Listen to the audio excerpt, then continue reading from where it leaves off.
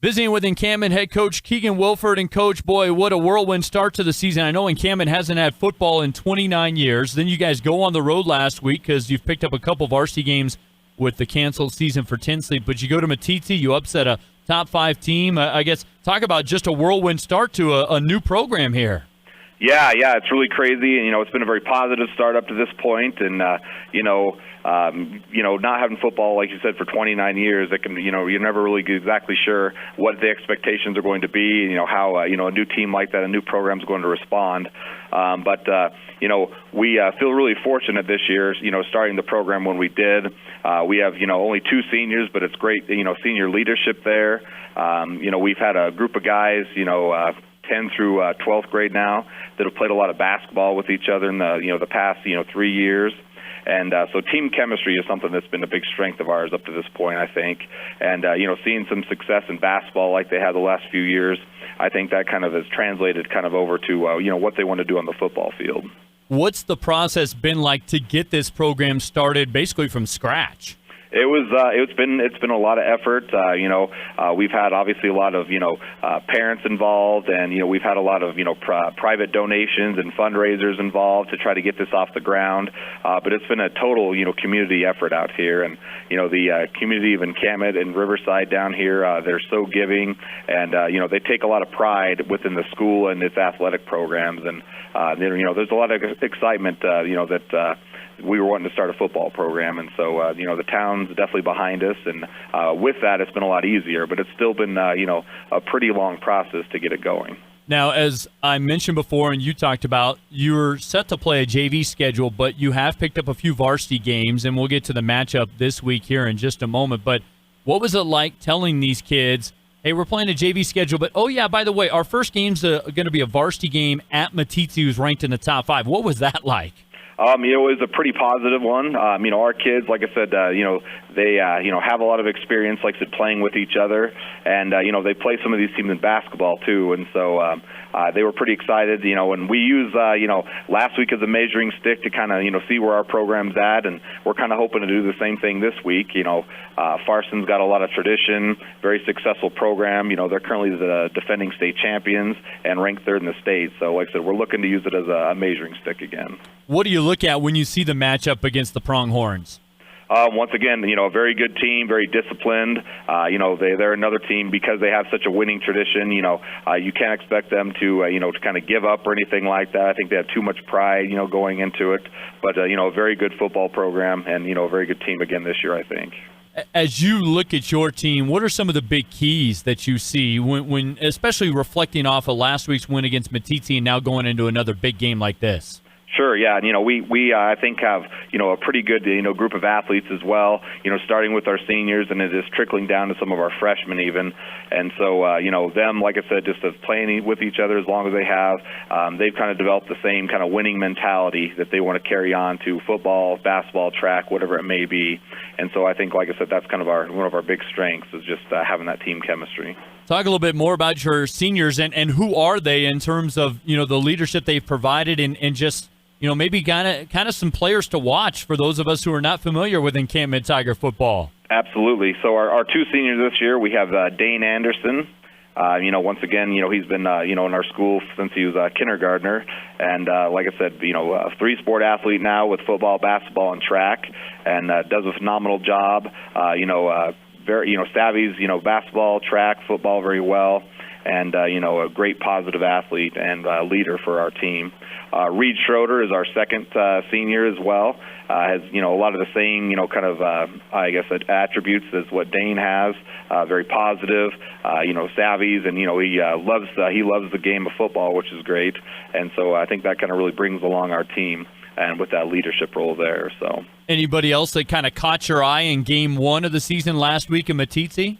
Sure, like I said, we have a lot of kids, and football to me, even 6 men is such a team sport that I could list probably 5 or 6 of them. One more person, maybe to kind of highlight it right now is just Dalton Peterson, one of our juniors. he's kind of our vocal leader more or less. Some of our seniors they still are vocal from time to time, but a lot of times they're more leading by example type players. But Dalton's definitely our vocal leader. He's always in the huddle, picking kids up, talking to them to make sure they're in the right positions and things like that if they're not sure. He kind of brings that leadership role from the vocal perspective. Always interesting to talk with coaches about learning the intricacies of the six-man game as a coach. I know people know football from time to time. What was it like to develop this knowledge and adjust to the rules and process of six-man? Yeah, it's still, it's an ever, kind of going process. I've, been around 11-man pretty much my whole life up until this year. And, the moment we knew that we were going to have a program next year, we started sitting down. We started looking through, different, the rules, different strategies out there, offensive and defensively and special teams. And, over the course of summer, we watched a lot of, game film and stuff from, places, in Wyoming, Nebraska, Colorado, places like that, just to hopefully get a better understanding of what, the rules and the strategies are. So, but like I said, it's still an ongoing process. There's times where I have to, think really hard at, at rules and, different strategies and things like that on, what's going to be best for, certain situations. Before I let you go, wanted to ask you, what is it like to know that you're technically playing a JV schedule and you're not quite a full-fledged program that's going to qualify for the playoffs or anything, but then that balance of, hey, we've got to play a varsity opponent, but then we'll be playing some schools' JVs or sophomores. What is that balance like? Yeah, it's kind of tough, and all the kids that signed up for football, we have 15 on our roster this year. They knew from even before the season started that we would be having to play a JV schedule with no chance of the playoffs this year. But even our seniors who don't get a chance to make the playoffs at all in their career, they were more than willing to step up and come in and so we have a lot of school pride here and school pride on the team, and they wanted to try to be there at the beginning to help really establish this program, and hopefully we can kind of start a tradition this year and kind of continue that on for years to come. What would be your biggest keys then against Farson-Eden this week? Biggest key, right now, some of our goals, obviously try to win the turnover battle. You don't win a lot of football games traditionally if you lose that battle, and just minimize those penalties as well. Visiting with Farson-Eden head coach Tripp Applequist, and coach, off to a good start. You're the defending six-man champions. Talk a little bit about your squad. I know that you had a nice build-up to last year's state title. I know you lost a couple kids, so tell me a little bit about what the roster looks like and how you're feeling here after one game in 2019. Well, we did lose a lot. We graduated 6 seniors last year, and all 6 were a big part of that state championship team. But this group of young kids that we've got playing now, plus a couple of seniors, that they've really come along, and they're playing hard and excited to get after it. So we had a good opening week to football, and so we're looking forward to keeping it going. Yeah, talk a little bit more about that. Reflect on your first win last week. What did you see out of your team? I was surprised at how cleanly they played. They didn't make a lot of mistakes, limited turnovers, and so that was the kind of the takeaway for the week, was to make sure that we played clean, and I was really happy with that. Defensively, we were making good reads and good tackles, swarming to the football. So it was a good week for us. Were you surprised or any sort of concerns coming out of that first game? No, I wouldn't say we had really any concerns.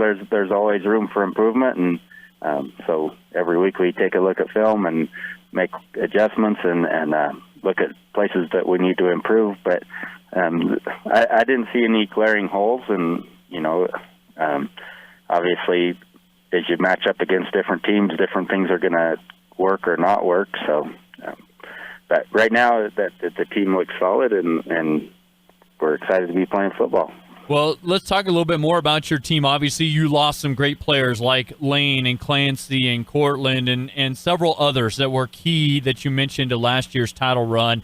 Who are some of the guys that have kind of stepped into bigger roles this year? We have a couple of seniors that have stepped up. Carson Keeler is moved into that fullback and linebacker position for us, and he's a senior. And Paxton Hunt has moved into quarterback position for us as senior. and then we have a whole bunch of juniors, and a lot of those juniors had a lot of playing time last year.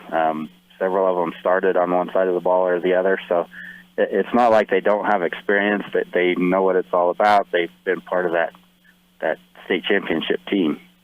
I was going to ask you about that. The fact that you did have a considerable amount of blowouts last year, how beneficial is that to just get other guys playing time so that you do have experience to kind of keep your program at a high level year after year? Yeah, they got a lot of playing time last year. As you said, a lot of our games were kind of lopsided, so those younger kids got a lot of playing time. But now they have to step up. It's a lot different coming in a game when a team's already beaten and compared to when you have to come in and build that lead yourself. So, gotcha. What are you seeing out of these guys early in terms of stepping into that type of a role? Are you seeing good things?